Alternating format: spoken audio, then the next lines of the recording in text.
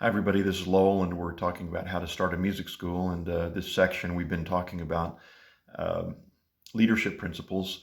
And yesterday, we talked about what I believe is the number one qualification of a leader is to lead yourself well. And we talked about some people call it time management. It's really self-management and priorities and structures in your own personal life that end up affecting the company. And so now, in today's thoughts, I wanted to talk about how you approach essentially management of people. And I was thinking about this book that Peter Drucker wrote, and he was talking about uh, the question of what is the most important or one, at the top level of management and leadership with people in a company.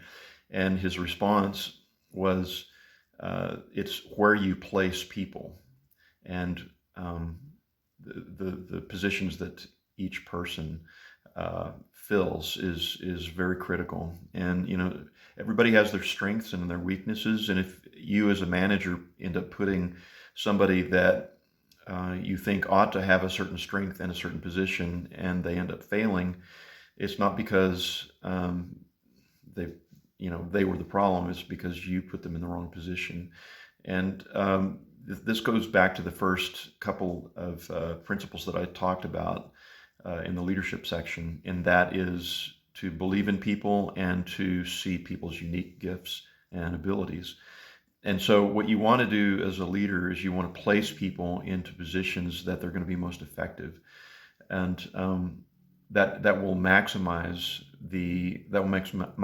their time as a participant in your company, and it will also benefit the company overall. If you end up putting people in the wrong positions, doing the wrong things, then it will actually subtract value from your company.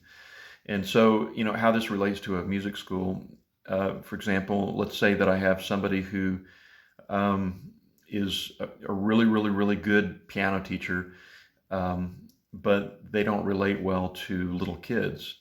And then I have another person who is an average, in their piano teaching skill, but they get along great with kids, and they actually excel in teaching, the young children. And so, as a leader, I'm going to try to, divert the people that have the young kids over to obviously the teacher that works well with the kids. Instead of to the, you know, excellent, high level piano teacher that doesn't like working with kids. That's going to be a fail. And so that little tiny, that little nuance of a decision can have huge implications if you do it if you start scaling that out to larger and larger situations. And so, as a leader, you want to be able to see people's uniquenesses first. Like that's the beginning, is to be able to identify what people are really good at and their personality bent, and try to navigate them into areas that they function the best. And so that, according to one of the world's top leading management experts, Peter Drucker, that's right at the top of the list.